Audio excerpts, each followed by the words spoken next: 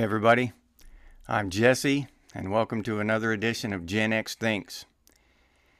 And in this show, I'm going to talk about 5 things that stuck with me as a Gen X kid and what I learned from those things. 5 things that happened to me as a kid and what I learned from them. The first one happened when I was riding in the back of my uncle's truck. My dad and my uncle were in the front of the truck, and all of us kids were in the back, like 2 or 3 of my cousins and my brothers and sisters. So there was probably 5 or 6 of us in the back of the truck. And I was sitting on the driver's side wheel well on the back of the truck, with my hands on the fender well, holding on to the fender well. And we're going down the road, probably got up. We had to be going fast because the wind was whipping by 40, 50 miles an hour, something like that. And I'm sitting up there and enjoying the ride. If you've ever ridden in the back of a truck like that as a kid, you know what I'm talking about. But I was on the driver's side, and my uncle chewed tobacco. And we're going along, bumping along, riding along, and all of a sudden, a mouthful of tobacco spit at 40 or 50 miles an hour hits me in the side of the head.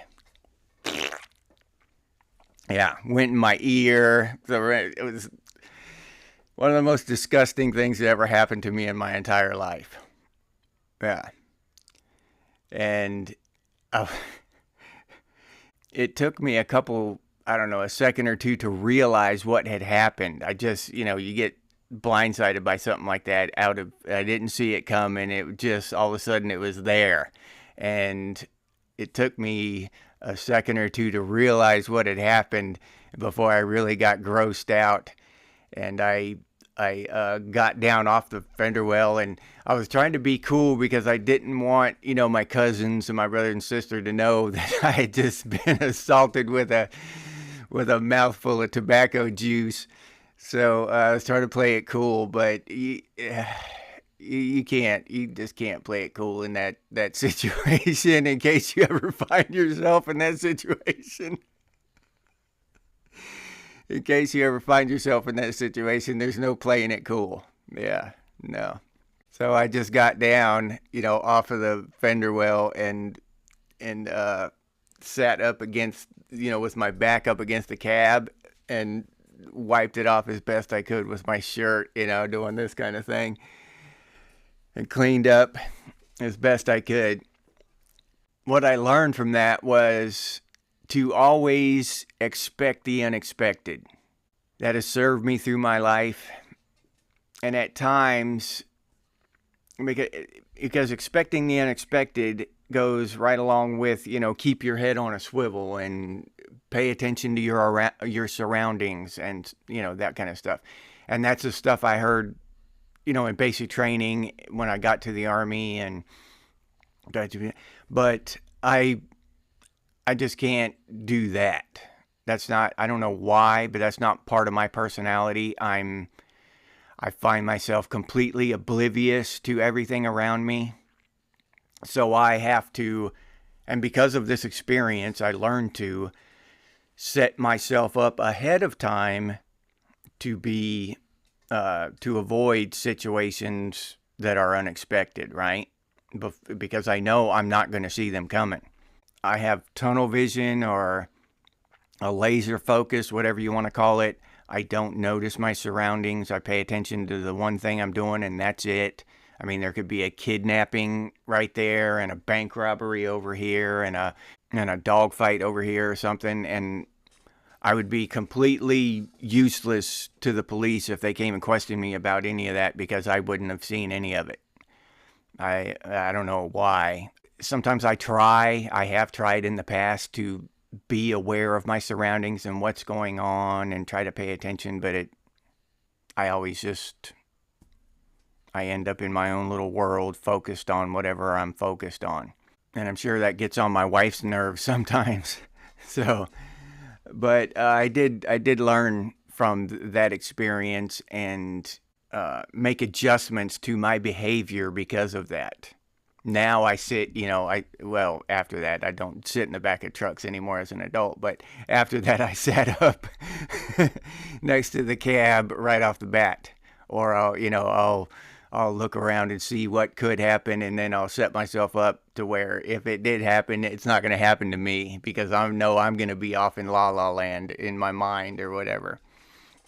And the second thing was I was about 10 years old, and me and my littlest sister, she was about 6.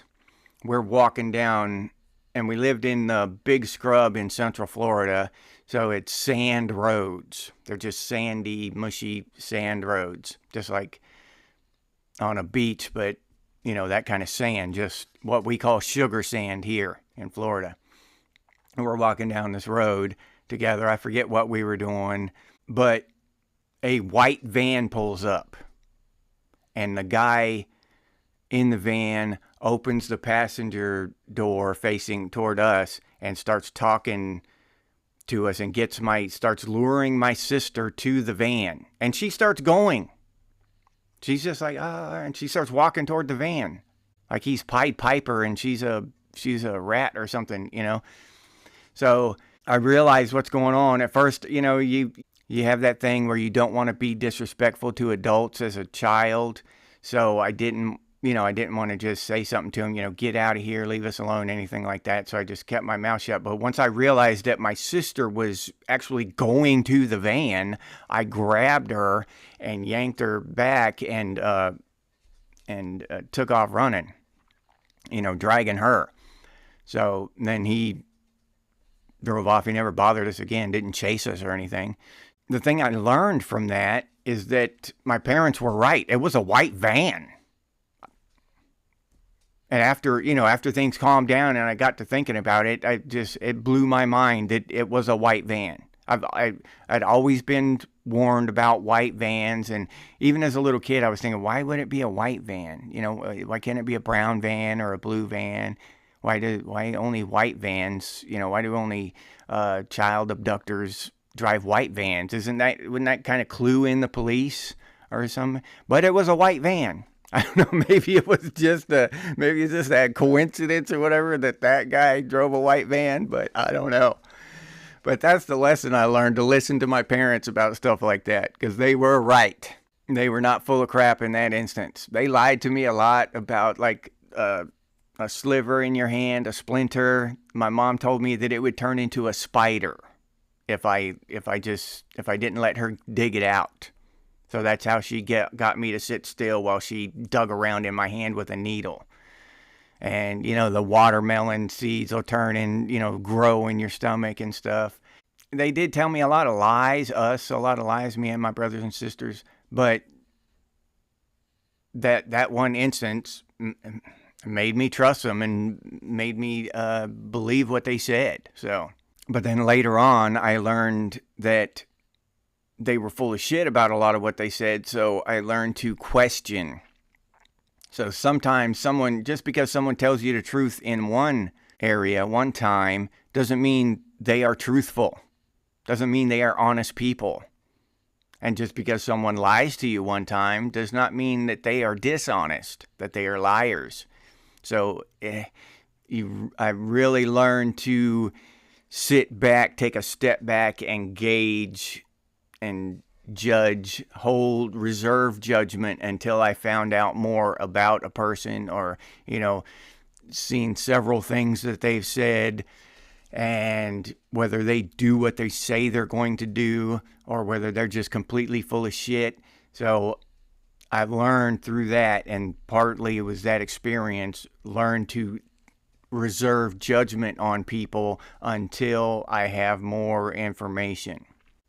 Depending on how long you followed my channel, you may or may not have watched my video about my pet rattlesnake when I was a kid. This story here goes at about the same time as my pet rattlesnake, because I was living in that same house.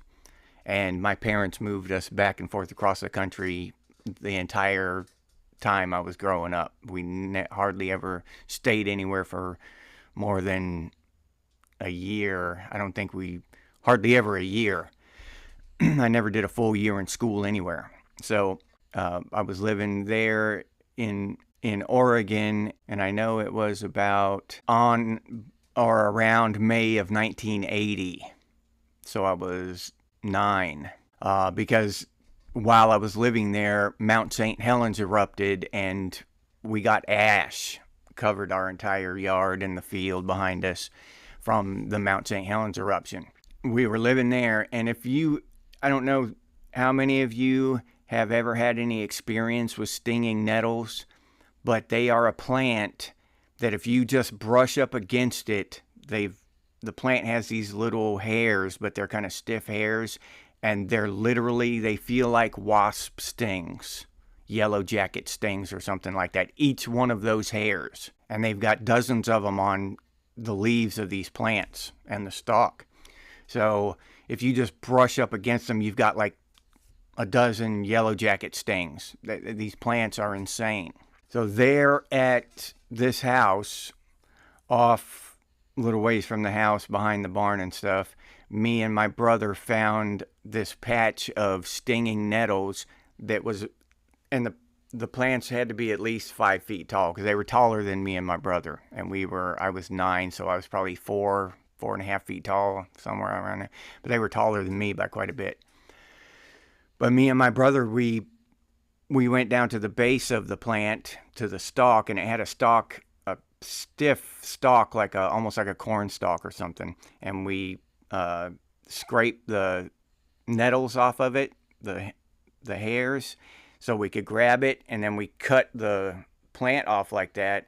So then we had the plant, and we could wield the plant like this, and we had sword fights with them. And you do not know pain until you've been slashed across the back with a stinging nettle plant like that. Yeah, and me and my brother we did this on purpose. And it's a level of pain like I would imagine, like back in the medieval days where they would take people down in dungeons and torture them for information, you know what I mean? Pulling out fingernails and stuff like that or whatever, put them on the rack, and that level of pain. And it didn't go away. It was, they're like yellow jacket stings. They last for hours. We had trouble sleeping that night. And me and my brother did this for fun. Yeah. You haven't truly lived until you've been whacked across the side of the face with a stinging nettle. And the lesson I learned from that is twofold. One is the amount of pain that I can endure. So, and it's different back then than it is now. It's less. It's less now. I would go do stuff like that now. No. It'd have to be a whole lot of money, a whole lot, to get me to let somebody slash me across the back with a stinging nettle now. But I also learned that some things are worth the pain. Back then it was a small thing, just that amount of fun. Just me and my brother chasing each other around for a couple hours. And I remember running around with my brother at that time, and I've had that memory of that fun out there in that field for, almost 50 years now. So it was worth it for those memories of me and my brother, you know what I mean? So it was worth it. The pain was worth it. And sometimes it is. And that's the trick to life, is figuring that out. Is it worth it? Is the pain going to be worth it? And the next one, which would be number 4 on our list, was my dad was a horse trainer, and we did a lot of stuff. We were always messing around with other people's horses, right? Because he trained other people's horses, and we never had enough money to keep our own and have our own horses. So we are always messing with other people's horses. So we're out in the middle of this field, and I was about 12 or 13 years old, and we caught this horse, and he had a halter and a lead rope on it, a long rope, not just a lead rope. It was pretty long. And we were trying to catch another horse or do something, I forget. but he handed me the rope to this, to hold this horse. I'm little, I probably weigh 85 pounds, all of 85 pounds, something like that.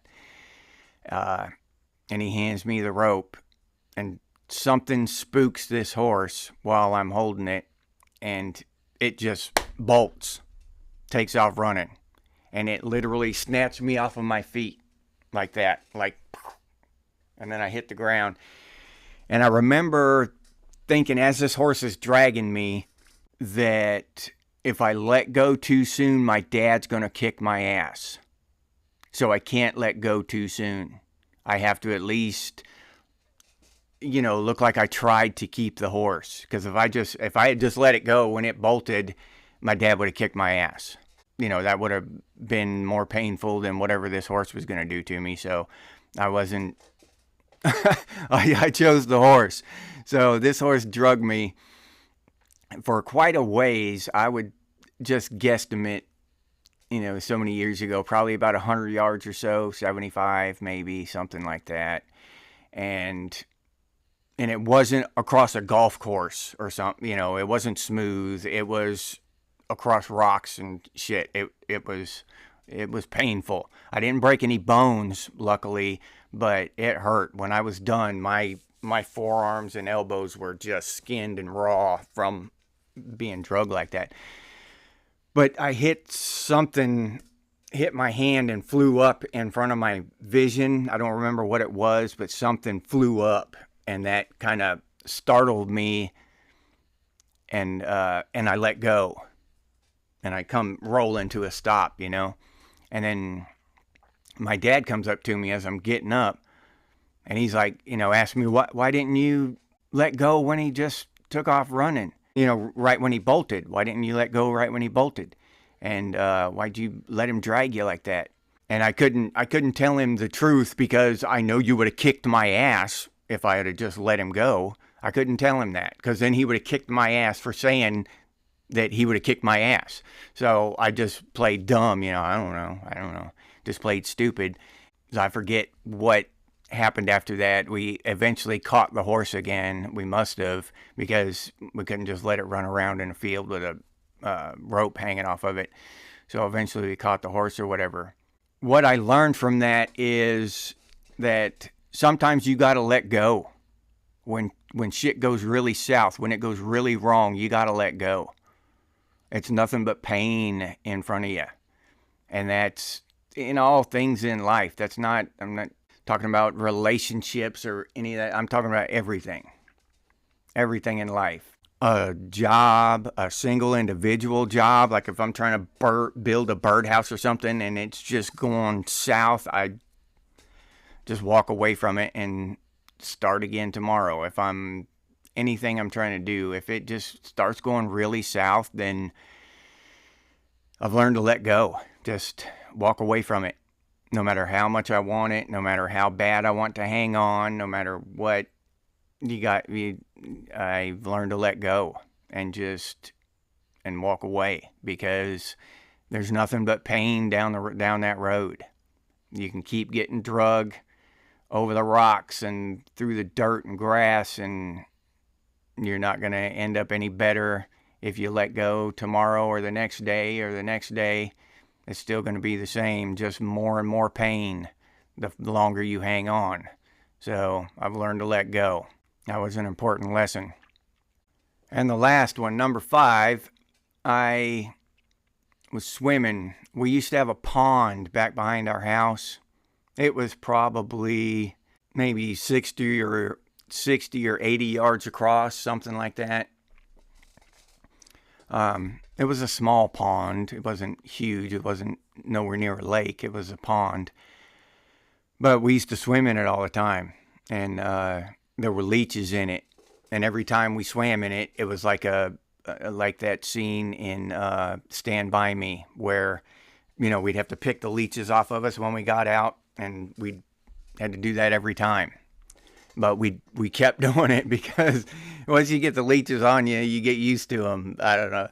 And we weren't going to not swim in the summer, so we swam and just dealt with the leeches. But this one time I went out there, and was swimming, and I got it in my head that I was going to swim all the way across the pond to the other side. And I was still a kid. I wasn't a teenager. I was still a kid. I'm going to say 11 or 12 years old, something like that. So I take off swimming across this pond.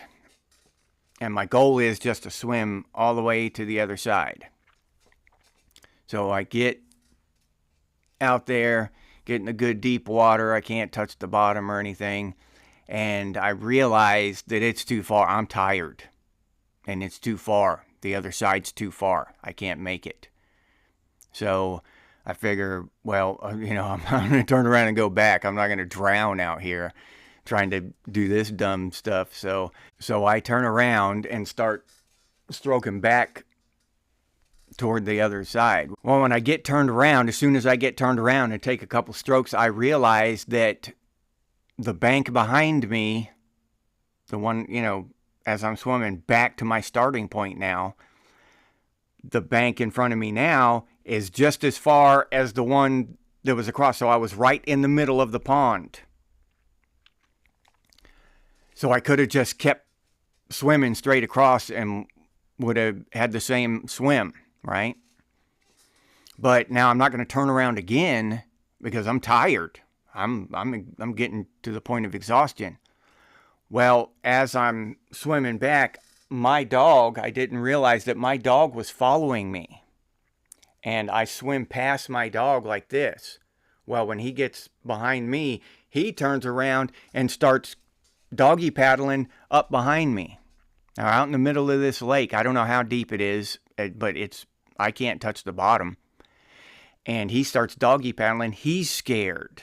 My dog's scared because he's out there and, he's getting tired. Well, he comes up behind me with his doggy paddles and starts raking his claws down my back. And he puts his feet on my shoulders to try to get up and take a break and get some rest and get a breather. Well, he pushes me under the water. I'm exhausted. This is the closest I've ever been to dying. And my dog almost killed me. The dog I love, he loved me, but it was just a freak thing. And if I would have just kept swimming, everything would have been fine. But I didn't. I got scared and turned around and swam back what turned out to be the same amount as if I would have kept swimming to the other side. So my dog's pushing me under the water.